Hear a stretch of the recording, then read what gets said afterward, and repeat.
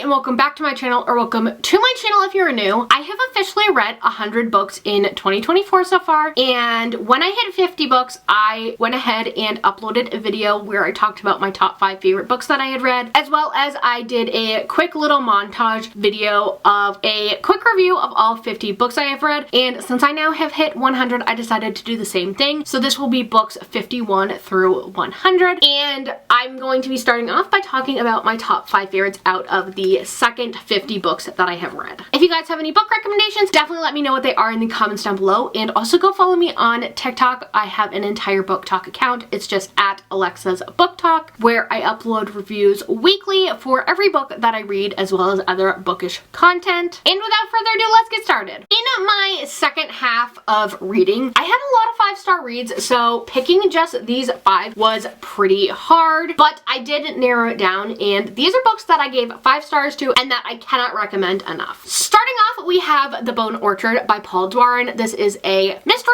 thriller about a fictional Maine game warden named Mike Bowditch, and it is part of a series. However, I don't believe the series has to be read in order. I haven't been reading it in order, but obviously if you do read it in order, things make more sense chronologically. And for those of you who don't know, Paul Doiron is one of my absolute favorite authors. He is a Maine author, which is where I live, and his mystery thrillers are just so good, and you never know where you're gonna go with Mike Bowditch, and that's something that I love about these books. They are true crime related books, and every book there is something good going on, and I've never been disappointed by one of his books. Next up is You'd Be Home Now by Kathleen Glasgow. She is another author that I love reading books from. This book was so good. It is about a pair of siblings who have a rocky relationship because her brother is an addict. It has a little bit of a love story in it, and it was just so good. All of Kathleen's books tear me to pieces. This one was no exception. I always find myself crying during these books. However, they are so good. Next up, we have Butcher and Blackbird, which is one I didn't even think I was going to enjoy reading. However, I really did. This is a dark romance, and when I say dark romance, I mean dark romance. However, I ate this book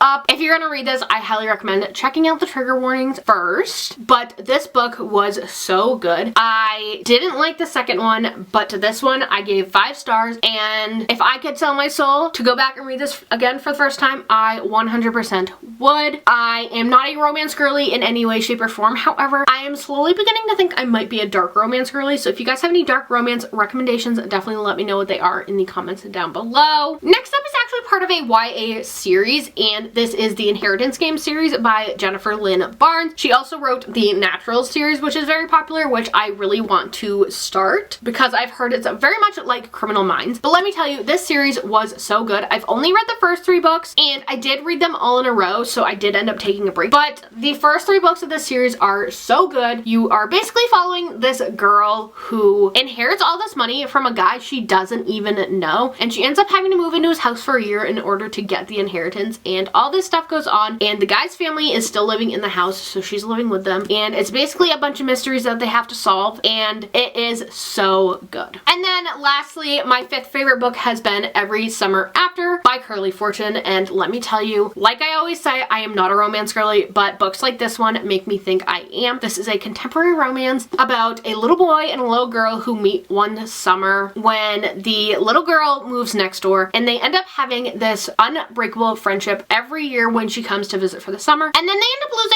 contact for years until they are grown up when the boy's mom ends up passing away, and the girl ends up going to the funeral, and then their love may or may not spark up again, and it is just the cutest summer love story, and I cannot recommend it enough. And again, this is another one of those books that I wish I could sell my soul to go back and read again for the first time.